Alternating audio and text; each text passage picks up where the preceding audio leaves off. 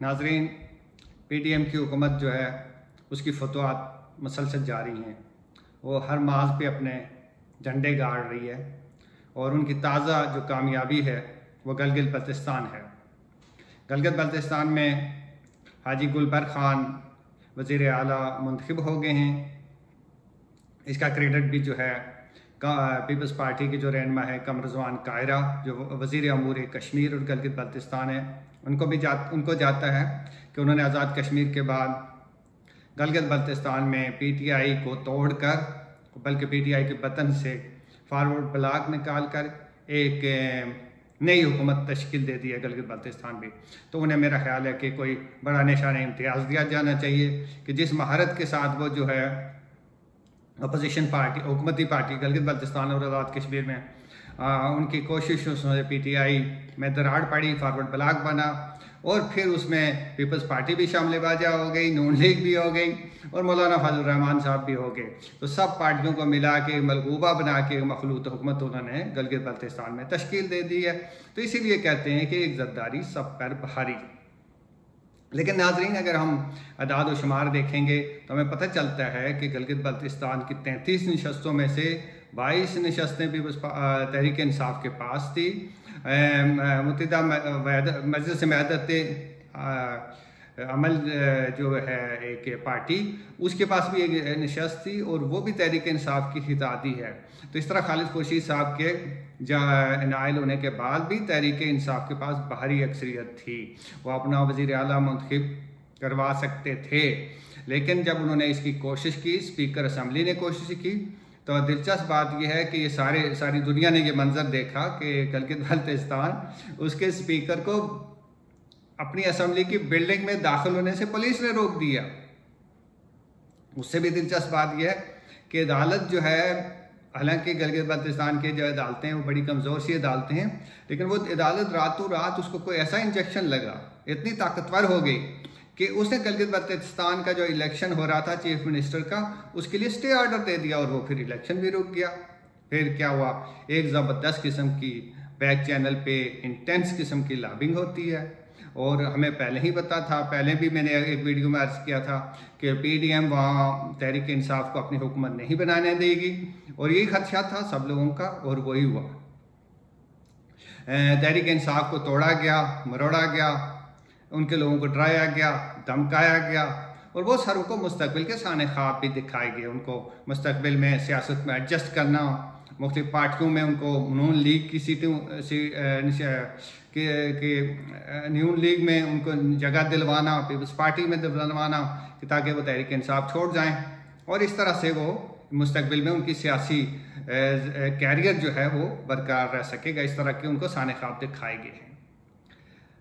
بہت سارے گلگت بلتستان میں جو کچھ ہوا، اس سے پہلے آزاد کشمیر میں ہوا، پھر جو ہے سپریم کورٹ نے کہا کہ 14 مئی کو پاکستان میں الیکشن ہوگا، اس کے حوالے سے جو کچھ ہوا، اس سارے کو ہم دیکھتے ہیں تو بہت سارے سوالات اٹھتے ہیں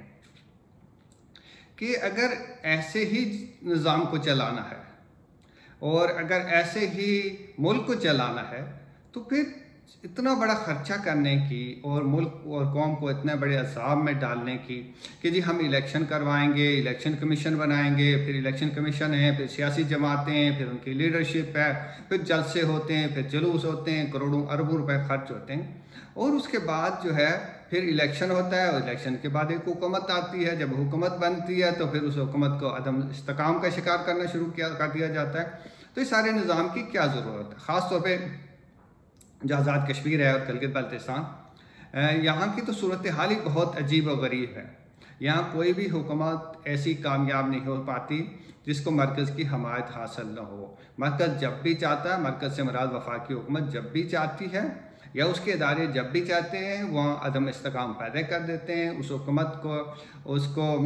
کو اتنا مجبور کر دیتے ہیں کہ وہ گھٹنے ٹیکنے پہ آمادہ ہو جاتی ہے، یا پھر اس کے ارکان اس کی پارٹی کو توڑ پھوڑ کر اس میں سے فارورڈ بلاک بنا دیا جاتا ہے اور وہاں ایک نئی حکومت کھڑی کر دی جاتی ہے. یہ تو دو نفلوں کی مار ہے ہمارے اداروں کے لیے اور وفاقی حکومت کے لیے. گلگت بلتستان میں بھی یہی ہوا، آئندہ بھی یہی ہوتا رہے گا. تو میں نے اس مسئلے پہ بہت غور و فکر کیا تو مجھے یہ لگتا ہے کہ بعض اوقات مجھے یہ خیال آتا ہے، کوئی عجیب سی بات ہی ہے کہ مقبوضہ جموں کشمیر میں انڈیا نے یہ کیا کہ وہ وہاں کے بھی جمہوری نظام اور سارے سلسلے اور تحریک سے تنگ تھا، تو اس نے اس کو یونین ٹیریٹری قرار دیا اور پھر ایک مرکز ایک گورنر بھیجتا ہے، اور 2018 سے وہاں ایک گورنر صاحب بیٹھے ہوئے ہیں اور اپنی مرضی سے اور مرکز کی مرضی سے حکومت کر رہے ہیں۔ تو اگر گلگت بلتستان کے لوگوں کو ہم نے اپنا حق رائے دہی نہیں دینا، ان کو اپنی آزاد مرضی سے الیکشن کے بعد اپنی حکومت منتخب کرنے کا اور اس حکومت کو چلانے کا اختیار نہیں دینا، جو سیاسی پارٹی الیکشن جیت کر آتی ہے اس کو اپنی مرضی سے نظام کو چلانے اور اپنے لوگوں کو حکومت منتخب کرنے کی اجازت نہیں دینی، تو پھر یہ بہتر ہی ہے کہ وفاقی حکومت جو ہے گورنر بھیج دے اور وہی گورنر جو ہے گلگت بلتستان کا نظام چلاتا رہے، تاکہ نہ اتنا خرچہ ہوگا، نہ لوگ ایک عذاب میں آئیں گے، نہ اتنی سیاسی پارٹیاں بنیں گی۔ تو بہتر یہ ہے کہ سیاسی کارکن سارے جو ہیں یا اپنی نوکریاں، کئی ملازمتیں، کوئی کاروبار روزگار کرتے رہے۔ بہرحال یہ تو ایک جملہ معترضہ ہی تھا۔ اصل بات یہ میں کہنا چاہتا ہوں کہ اب چونکہ پاکستان کے جنرل الیکشن قریب ہیں، گلگت بلتستان اور آزاد کشمیر کی اسمبلیوں میں فارورڈ بلاک کے ذریعے جو حکومتیں قائم کی گئی ہیں وہ وفاقی حکومت کی مٹھی میں ہیں، وہ کسی بھی وقت ٹوٹ سکتی ہیں۔ جب پیپلز پارٹی اپنی یا نون لیگ جو ہے وہ اپنی حمایت واپس لے گی تو یہ حکومت دھڑام سے گر جائیں گی دونوں جگہوں پہ۔ اس لیے بہتر ہے کہ 14 اگست کو جیسے شہباز شریف صاحب وزیر اعظم صاحب نے کہا ہے کہ وہ ان کی حکومت کی مدت پوری ہو جائے گی تو وفاق میں ایک election general election Pakistan general election کی طرف چلا جائے گا۔ تو یہ موقع ہے کہ آزاد کشمیر میں بھی پھر نون لیگ ہمت کرے، پیپلز پارٹی بھی ہمت کرے، اپنی حمایت واپس لے، اور گلگت بلتستان اور آزاد کشمیر دونوں جگہوں پہ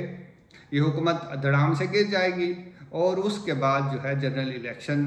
آزاد کشمیر میں بھی ہو جائے، گلگت بلتستان میں بھی ہو جائے، تاکہ لوگ اپنی مرضی سے، اپنی پسند سے جس پارٹی کو منتخب کرنا چاہتے ہیں اسے منتخب کریں۔ ادروائز یہ ہوتا ہے کہ جب یہ الیکشنز بعد میں ہوتے ہیں تو پھر وفاق کی ساری سیاست پرچی ساری پارٹیاں جو ہے وہاں چلی جاتی ہیں اور ان کا فوکس ہی ان علاقوں پہ ہو جاتا ہے۔ اس فوکس کے نتیجے میں پھر وہاں وہی حکومت بن پاتی ہے جس کو وفاقی حکومت بناتی ہے، اور جب وفاق میں حکومت تبدیل ہوتی ہے تو وہاں بھی حکومتیں تبدیل ہو جاتی ہیں۔ تو میری تجویز یہ ہے کہ اس موقع سے فائدہ اٹھایا جائے۔